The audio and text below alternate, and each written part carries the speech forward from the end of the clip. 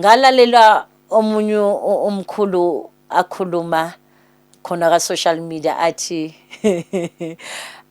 utheni uthe itswayi limhlophe malisuke lipinki lisuke lidayiwe angazi ukuthi uyangizwa na Emakhosini Thokozani Camagu Lesedi Kganya ke mme Onika umam Onika ngoba ngifihla ekuyilona igama engiphiwe lona ngithi amagama engiphiwe wona. It's a story for another day.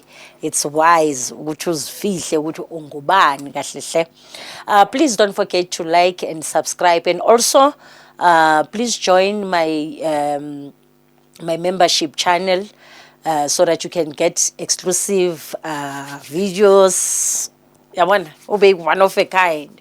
Not to say not all of you, but with love. Ngithanda nonke. Namhlanje ngizokhuluma my inbox amakhandlela.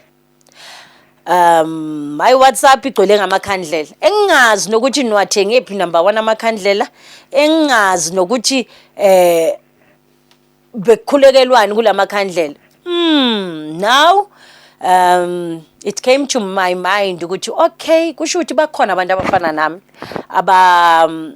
aba connected nekhandlela. Uyabona before me Onika aqhamuka someone was like connected nekhandlela before even seeing my candle guidance teachings zazo, you understand. So now it came to me ukuthi really badinga ukuthwasisela ikhandlela mangibeka ukuthwasa ngiyazi ukuthi siyavuma Thokozo they will be against me kodwa yonke into iyathwasela mawuloku uhamba uye esontweni uthwasela uNkulunkulu mawuloku ufunda iBhayibheli uthwasisa umoya oyingcwele uma kuyo spiritual journey whatever oyenzayo ukuthwasisa kushuthi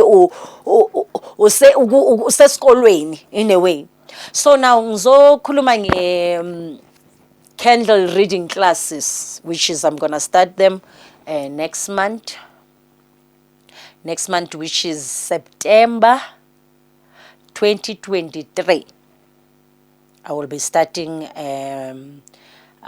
candle reading classes.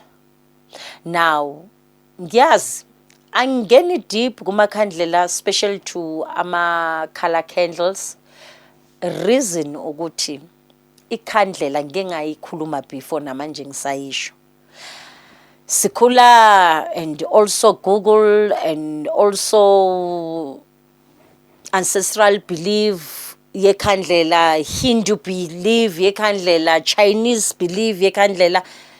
Explanation ayadifara, but mina ngizokhuluma ngento engitshelwe yona abanikazi bamakhandlela. Like, let's take for instance, I've been teaching a white candle, which is, you have seen white candle iwongamele wonke. You can get the same result kwikhandlela elimhlophe, kwikhandlela elibovu, kwikhandlela elipurple, kwikhandlela eliyellow. So the red candle, why bengithisha ngalo kakhulu, it's because of it's dangerous. It can be even dangerous to you because of sifundisa ukuthi liyalwa, but ekulweni kwayo you don't notice ukuthi uzibulala wena ngalo le khandlela elibovu. Ngisuke lapho, and nama explanation ngazi mina kuthiwa ikhandlela eliyelo longamele abakulomalume, abanye bathi it's specific for abantu abadala, amathonga. And now nalo it can be dangerous as well. Your enemy can see what is happening ngawe as long as isenemi yakho as like ama details akho, abazali bakho, family yakho, they can see everything ngekhandlela eliyelo. Khandlela eliyelo it's more spiritual, yile liphethe abomongameli noma ngithi amabutho. You understand? Don't try it, uzozilimaza. And then again, like purple, let's take for instance purple. Purple, what do you think about purple? people uthema bangivezela kuthiwa iqinisa your spiritual journey. Yona protector your spiritual journey. Do I need to say this? Ngicela sindlule. Bengizo announce ngendaba zani zesikolo zamakhandlela. And ngizama ukuthi ngindlalisele ukuthi ningaboni ukuthi angikhulumi ngamanye amakhandlela because of it's dangerous. Guys, as I'm speaking right now, kunamakhandlela letha darkness.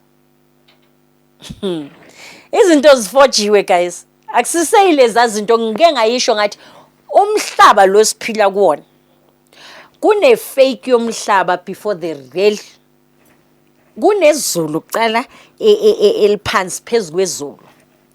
Siphila impilo yamanga, angithi nayibona. So silethwele izinto zamanga, especially South Africans. Ngithanda kakhulu. And angeke ngidayise. You are the first people engizocala ngithule message. I can't ngibheke amanye amazwe ngingakalungisi elami lizwe, ngingakalungisi ikhaya lami ngoba ngilithanda. We've got amakhandlela aletha ubumnyama ayaphozesa. We've got iwasho eziphozesayo. So please, because ngizawucholwa or ngithi ngizawusuwa for other brands, which is secret. And I'm not saying call me. We've got a candle. Kodwa ke but in candle school, reading school ne. Please yekelani ukungisendela amakhandlela because okokucala anikwazi nokukhuleka. Njalo manikhuleka nihlanganisa imikhuleko. Ikhandlela lifuna uliphayelapha, alifani nenkonzo ukuthi mawufika uyokhulekela umshado wakho, ukhulekele abantwana bakho, ukhulekele ikhandlela likuyenza ukuthi ube la. Uhlike kuleso situlo se desperation, se anger, you know, lakehlisa. Ngoba number 1 likudinga ukuthi manje ukhulume nayo. Ukhulume nalo ikhandlela through your soul ukuthi iclean isoul yakho ngekhandlela. Then kubuye kuze ini, kubuye kuze umoya oyingcwele so that you can, because nayo iyayinidi cleansing. Every way it's cleansing. Amanzi. Because ngingakubonisa into ongeke uzuyibone because of you are not cleansed. Usise clouded ngemimoya esurroundile nayo. It needs a third eye in a way. Angazi ukuthi ngiyazwakala. Have you ever asked yourself, oh konje ngithe ngiyaphuma, orange candle na ikhona kumabhidana ngithi orange candle kuthiwa inhlanhla mongamele ingelosi blah blah blah blah blah blah. Like for instance blue candle, check itoro la nithenga khona amakhambi enu, candles, sama lucky stick, iwasho zenu. Ibani la isiwasho somuntu omnyama uyaziyenzela. Ngalalela omunye omkhulu akhuluma khona ka social media athi uthe itswayi limhlophe malisukela ipink lisukela lidayiwe. Angazi ukuthi uyangizwa na. Kodwa ke ngaphandle ukuthi nje ngiphume nje ekudlaleni benginivula nje amehlo kwezinye izinto. You need to be careful where you buy your candles. You don't buy your candles noma kuphi. Choose ama shop ahlakaniphile where you can buy. Laba abanye laba engikhuluma ngokuthi bayenza iwasho nani, please make sure ukuthi uwazi kabanzi. You find them ba light ikhandlela el-orange. And when ikhandlela el-orange ulifaka ku 7 colors. 7 colors angeke ulight 7 colors of candles. Uwazi kahle ukuthi kuyadenga. Those are for ama spiritual mentors. Enu like ugobela abakabila ngithi laba bangena nasesimoyeni ugobela umthandazeli nguyena umuntu ongaperformela that. Kungani? Because of already yena sekahamba namabutho. Makube uhamba ngamabutho ngempela, makube uhamba namabutho kuba easy ukuthi yena azibize ukuthi zikongamele zonke.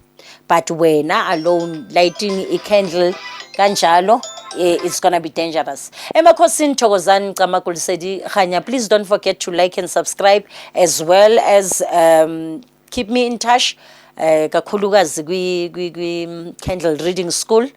There's a cleansing as well, and then candle reading, which is gonna be 2 to 3 weeks. The third week, kule 2 weeks, kuzobekwa ama-teachings. The last week, uzawube usifundela usitshela ukuthi hawu, ikhandlela lakho hayi ngilibona limnyama liyenzani. Amen.